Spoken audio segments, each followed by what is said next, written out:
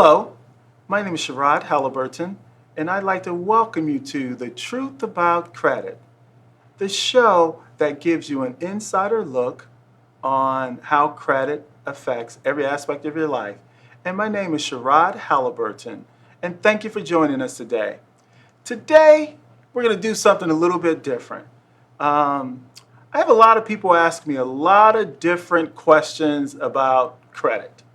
You know, having worked at the credit bureau, serving as the president CEO of a financial institution, I know a little bit about credit, so I find myself answering a lot of questions. Today, we just want to kind of take some of the most commonly asked questions, share those with you today, and hopefully you'll find some value in all of this. The first question that people ask me is, what is a good credit score?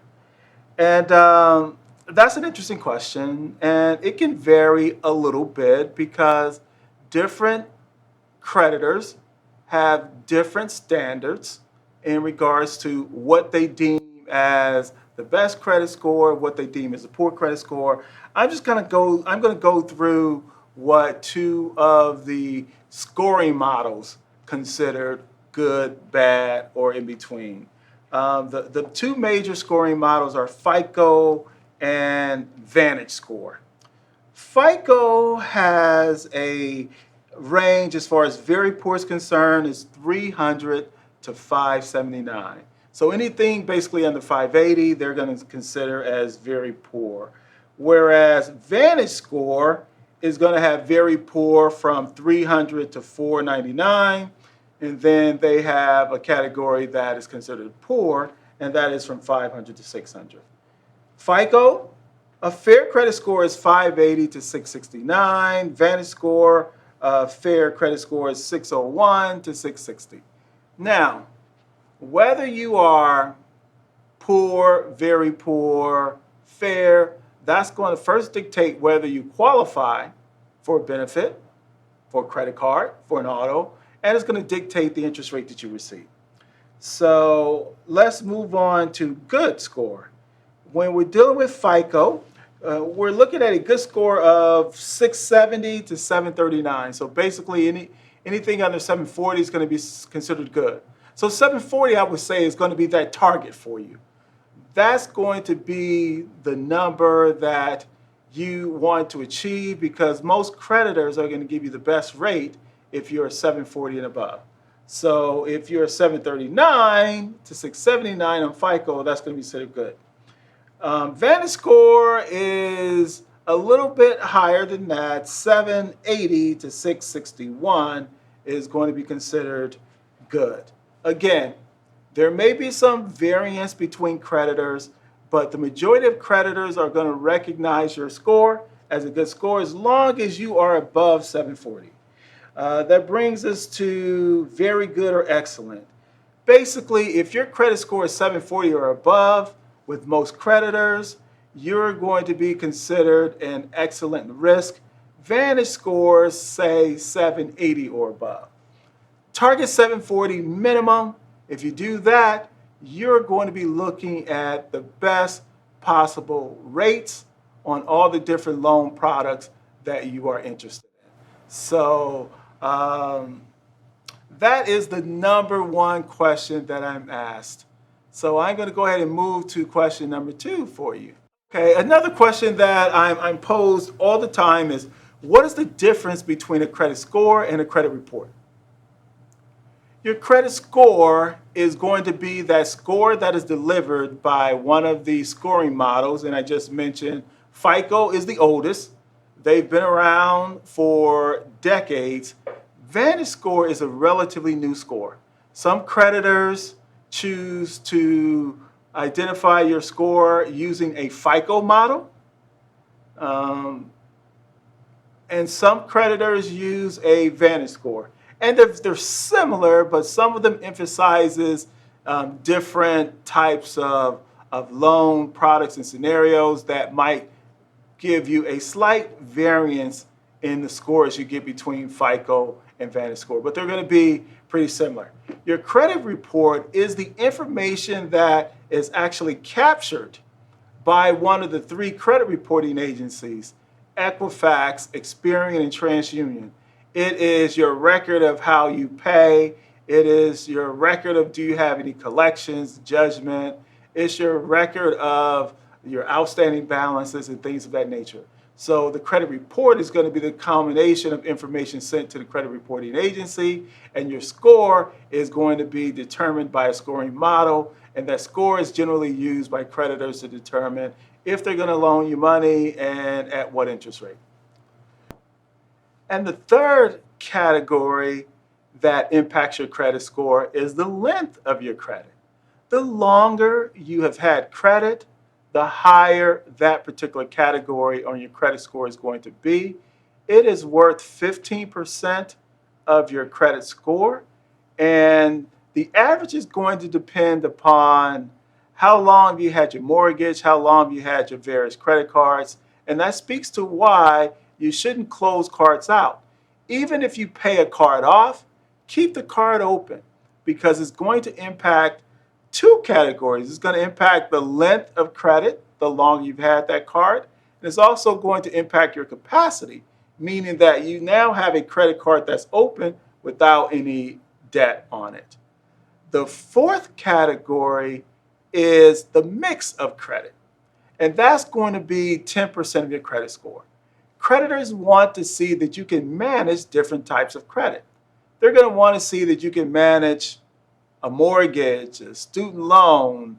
Those are all installment loans. An automobile is an installment loan. A credit card or a line of credit is a revolving debt. You pay a percentage of the outstanding balance. And so the mix of credit, the types of credit that you have, is going to impact 10% of your credit score. So if you have an opportunity, make sure that you have a pretty healthy mix, and that will push your credit score up. Why do I have so many different credit scores? I hear that all the time. Well, if you've been listening to me, you could have figured that one out. The reason why there are so many different credit scores is, first and foremost, there are 3 different credit reporting agencies. And though your credit score should be relatively close with those 3, you might have a creditor that reports to TransUnion but does not report to Equifax. When you apply for credit, it's generally a creditor will use one of the credit reporting agencies to view your credit report. So you may see that you have 5 inquiries on your report from Equifax, 2 from TransUnion, 1 from Experian. That's because where you went to apply for credit, they use one of those 3 agencies to pull your credit. So you got 3 different credit reporting agencies, and you have 2 different scoring models. So you have FICO score, you have a Vantage score, you have different credit reporting agencies with different information. So it can be a complicated thing, but in most instances, those scores should be relatively similar. And when you apply for credit, I would make as a practice asking the potential creditor what scoring model they use, and then that way you will understand how they arrived at the credit score that you are using. At the credit union, we sometimes have people who apply for credit and they don't get the rate that they want or they're denied, and they say, my credit score is, 620 on Credit Karma. Now, Credit Karma generally reports information from 2 credit reporting agencies, Equifax and TransUnion, and they use the Vantage score model. If the creditor that you are applying for credit to does not pull that credit at either of those reporting agencies, and that creditor uses a different scoring model, then you're going to get a different credit score. So it's a little complicated, but stay on top of it. 3 different credit reporting agencies, 2 different scoring models. What factors affect my credit score? Well, first of all, are you paying your bills on time? Your credit history is going to be the most heavily weighted factor on your credit score. Are you paying as agreed? Do you have any judgments? Do you have any collections? The next most significant uh, category for determining your credit is going to be, do you have credit cards and how much of those credit cards do you use? Credit cards or any other revolving debt. That could be a line of credit or a credit card. So if you have a $10,000 credit card and you're using at least, only 30% of that, you only have an outstanding balance of $3,000, you're going to have a decent impact on your credit score. If you are using 10% or less, you're going to have a fantastic impact on your credit score. If you're above 50%, close to 90%, it's going to depress your credit score. The third category is the mix of credit. Do you have a mortgage? Do you have a student loan? Do you have an auto? Do you have a credit card? Creditors want to know that you can manage different types of credit. So that is going to reflect roughly 20% of your credit score.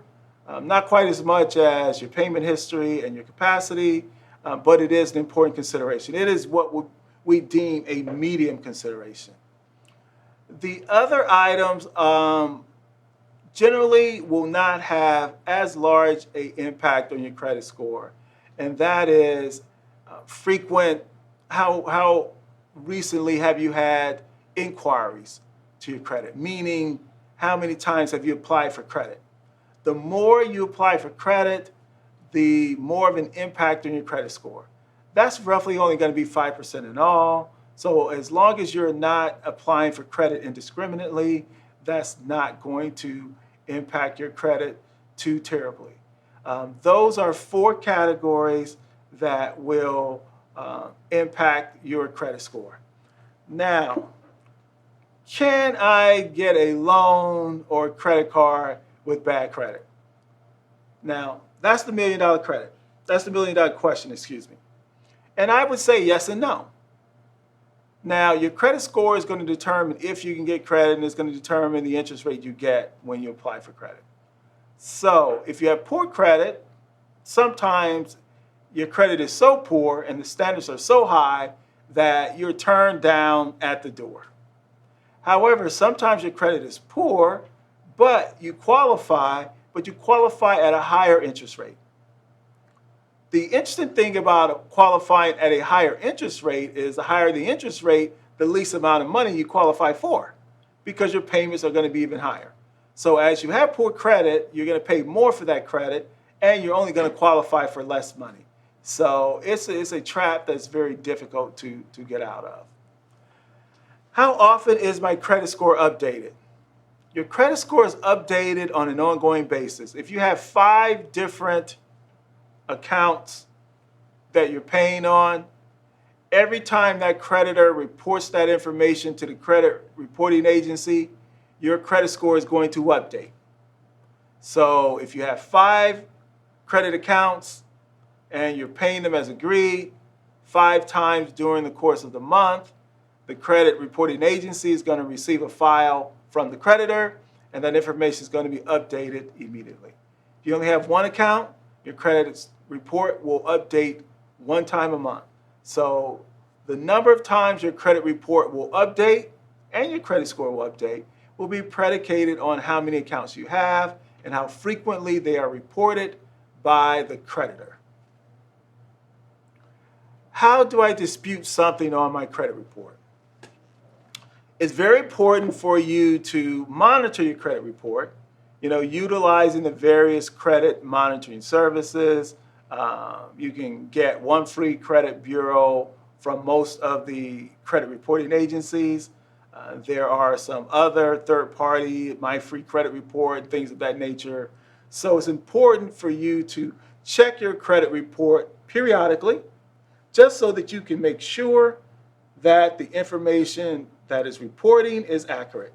Generally speaking, you can go to the website of the different credit reporting agencies, and in most instances, you can report on a dispute online, and some instances you can call them directly, but you would need to follow up with each of the credit reporting agencies regarding any item that is incorrect. So if the item is incorrect on Equifax, there's a strong probability that is incorrect on Experian, and that is incorrect on TransUnion. So you would need to contact each credit reporting agency in order to address any problem that you might have. Now, how can I get my credit score and credit report? We kind of talked about that earlier.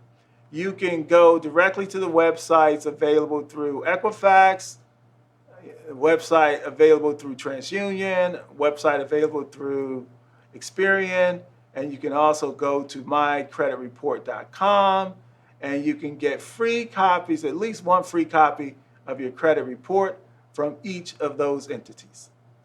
So today was all about responding to the many questions that I get about credit and sharing just the simple, most basic answers to those questions. Of course, in future shows, we'll drill down and spend a little more time on each of these topics. But today was rapid fire. So I hope you stayed with me. I hope you gathered all the information that I shared. And I hope you are taking your credit journey in life very seriously. So thank you today for joining me, Sherrod Halliburton, at The Truth About Credit, where we believe it's not how much money you have, it's how much money you have access to. Thank you again, and have a wonderful day.